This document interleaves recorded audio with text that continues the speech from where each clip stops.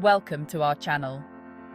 Today, we're discussing real-life incidents that underscore the vital importance of having travel insurance. Imagine embarking on the trip of a lifetime, only for it to turn into a medical emergency. This happened to a passenger on a Carnival cruise ship. She experienced numbness, chest pains, and seizures, leading to cardiac arrest.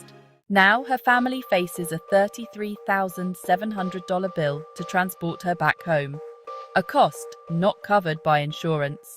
Earlier this year, a passenger fell ill on a Carnival cruise and needed emergency care in the Dominican Republic.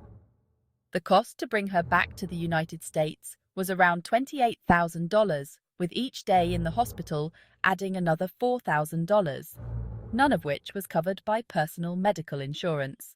In another case, a passenger on a P&O cruises ship fell critically ill and required emergency air transport, further illustrating the financial burden of such emergencies.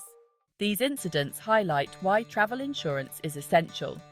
It covers unexpected medical expenses, ensuring you get the necessary care without devastating financial consequences.